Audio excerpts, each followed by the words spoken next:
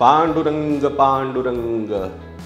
6 तारखेला काय मित्रांनो, 6 तारखेला आहे आषाढी एकादशी। खूपच मोठा सण आहे, उपवासाचा सगळ्यात मोठा दिवस। आणि माझ्यासाठी तर हा दिवस एकदमच स्पेशल असतो। याचं कारण पण तसं आहे, तिथीप्रमाणे माझा आषाढी एकादशीला असतो वाढदिवस। हां, तुम्ही मला कमेंटमध्ये तुमचे विशेस पाठवू शकता आणि मला विश करू शकता। उपवासाच्या दिवशी उपवाशीच राहायचं असा काही कोणी रूल पाडलेला नाही आहे। उपवासाच्या दिवशी उलट असे भन्नाट पदार्थ आपल्याला खायला मिळतात की जे आपण रेग्युलरली बनवत पण नाही आणि रेग्युलरली खात पण नाही। तर आज मी तुमच्यासाठी असेच उपवासाची एक स्पेशल थाळी घेऊन आलो आहे। बरेचसे पदार्थ आपण त्या थाळीत इन्क्लूड करणार आहे, पण हे आयटम्स रेग्युलर नाही आहेत। तीच ती खिचडी, तोच तो साबुदाणा वडा किंवा तोच तो वरईचा भात आणि तीच ती आमटी, हे पदार्थ रेग्युलर पदार्थ आपण आज अजिबात बनवणार नाही आहे। आपण काही हटके बनवणार आहे।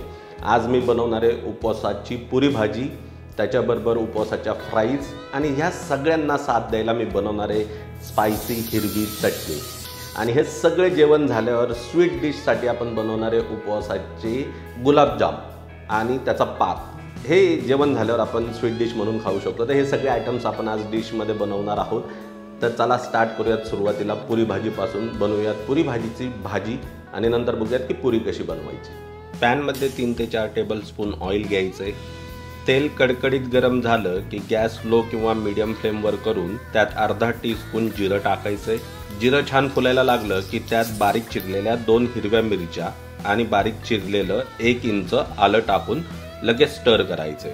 आता तेलात 5 ते 6 मस्त हिरवी कढीपत्त्याची पानं टाकायची आणि परत स्टर करायचे।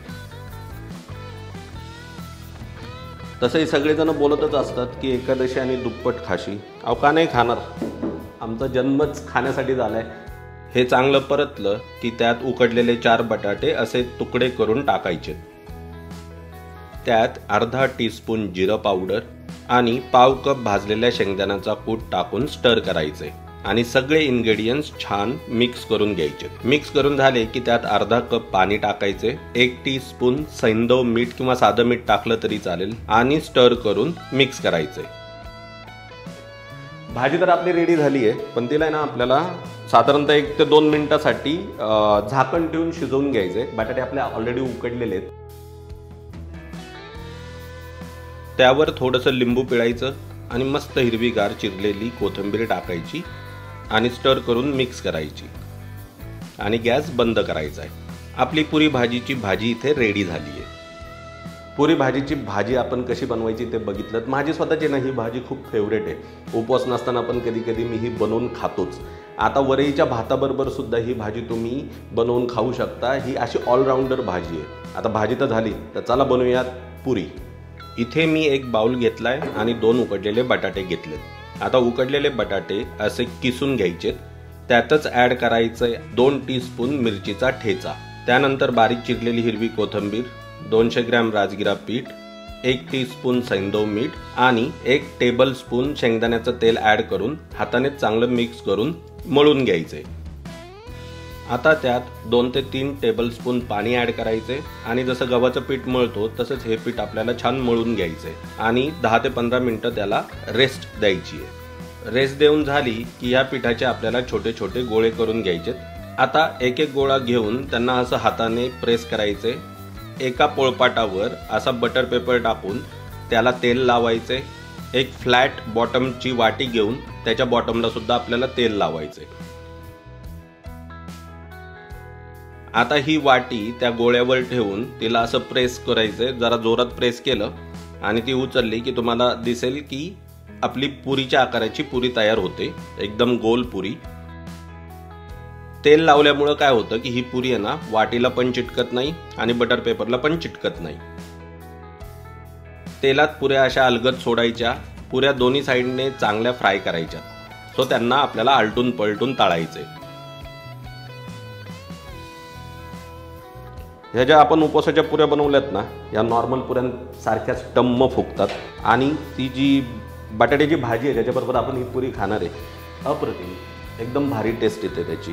थोड्या वेळाने पुऱ्या अशा छान टम्म फुगतात आणि गोल्डन ब्राऊन कलर आला की झाऱ्याने डिशमध्ये टिश्यू पेपरवर त्यांना आपल्याला काढून घ्यायचे। बघा पुऱ्या किती छान फुगल्यात आणि दिसायला पण छान डेलिशियस दिसतायत। डिशमधली पुरी भाजी आपली रेडी झाली आहे। प्रोसेस तर तुम्ही बघितलीच। आता खुसखुशीत साबुदाण्यापासून बनणाऱ्या फ्राईज कशा बनवायच्या आणि हां, त्यांना साथ देणारी जी हिरवी चटणी आपण सुरुवातीला सांगितली होती ती कशी बनवायची, त्याची सर्व प्रोसेस आता आपण ह्या पार्टमध्ये बघणार आहोत। बाउलमध्ये रात्रभर भिजवलेला 250 ग्रॅम साबुदाणा घ्यायचा आहे। त्यात आपल्याला ॲड करायचे 2 उकडलेले पण स्मॅश केलेले बटाटे, 2 बारीक चिरलेल्या मिरच्या, अर्धा टीस्पून जिरं, चवीपुरतं मीठ आणि थोडीशी बारीक हिरवीगार चिरलेली कोथिंबीर ॲड करून हाताने किंवा चमच्याने चांगलं मिक्स करायचे। हे सगळे इन्ग्रेडियंट छान एकजीव करून घ्यायचे। आता ह्या मिश्रणाच्या आपल्याला अशा स्टिक्स करून घ्यायच्यात, अगदी सेम फ्रेंच फ्राईज जशा असतात ना तशाच। जास्त जाड सुद्धा नको आणि जास्त थिन सुद्धा नाही करायच्या। हे बघा अशा करायच्या आणि ह्या बनवलेल्या फ्राईज तेलात अलगद सोडायच्या। त्या एकमेकांना चिटकणार नाहीत याची काळजी घ्यायची आणि त्यांच्यात थोडंसं डिस्टन्स ठेवायचा प्रयत्न करायचा, म्हणजे त्या एकमेकांना चिटकत नाहीत। मॅगडी किंवा इतर कोणत्याही फास्ट फूडच्या तोंडात मारेल असे हे साबुदाण्याचे क्रिस्पी फ्राईज तयार होतात आणि चटणीबरोबर सुद्धा अमेझिंग लागतात। फ्राईजचा कलर असा गोल्डन ब्राऊन झाला की झारा वापरून त्यांना तेलातून बाहेर काढायचं आणि तेल निथळून एका प्लेटमध्ये टिश्यू पेपरवर काढून घ्यायचे। अशा प्रकारे आपल्याला सगळ्या फ्राईज तळून घ्यायच्या। ह्या फ्राईज बरोबरची चटणी बनवण्यासाठी मिक्सर जारमध्ये घ्यायचे अर्धी वाटी ओलं खोबरं, अर्धी वाटी भाजलेले शेंगदाणे, 2 हिरवी मिरची तुकडे करून, थोडंसं आलं, अगदी थोडीशी साखर, चिरलेली हिरवीगार कोथिंबीर, चवीपुरतं मीठ आणि अगदी एकदम थोडंसं पाणी ॲड करून मिक्सरच्या मदतीने ह्याची फाईन पेस्ट बनवायची। जर बारीक वाटलं जात नसेल तर थोडंसं पाणी तुम्ही अजून ॲड करू शकता। कन्सिस्टन्सी तुम्हाला पाहिजे तशी तुम्ही ॲडजस्ट करू शकता। ही बघा अशी कन्सिस्टन्सी आली पाहिजे। आता ह्या चटणीला जिऱ्याचा मस्त तडका द्यायचा आहे। सो तडका पॅनमध्ये तूप घेऊन त्यात अर्धा चमचा जिरं टाकायचे आणि जिरं छान तडतडलं की हा तडका चटणीवर टाकायचा। तुम्ही बघितलं ही चटणी सिंपल चटणी नाहीये, तर मस्त तडका चटणी बनवून आपली रेडी झाली आहे। फ्राईज तर आपल्या क्रिस्पी झाल्यात, आता त्याला साथ द्यायला चटणी पण तशीच पाहिजे, खमंग किंवा स्पायसी। त्याच्यासाठीच तर मी तडका दिलाय चटणीला।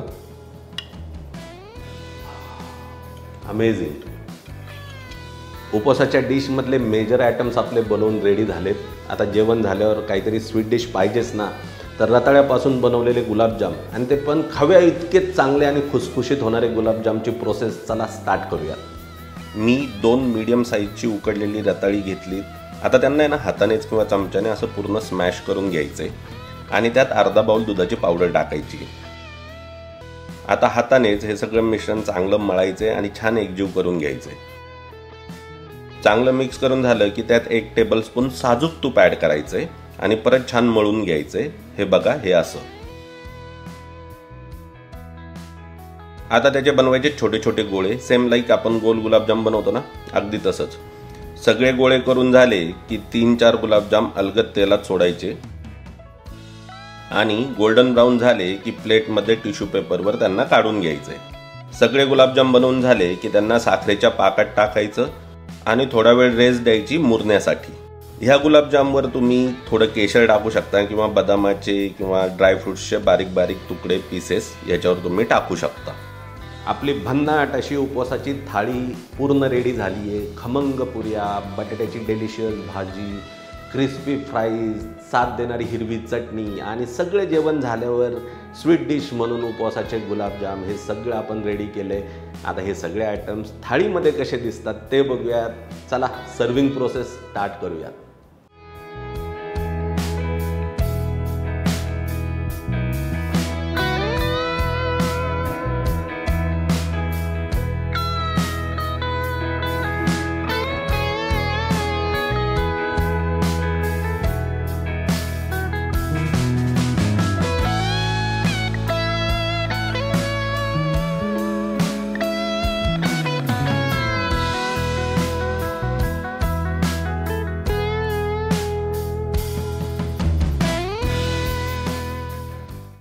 आहे ना उपवासाची मजा, सुटले ना तोंडाला पाणी।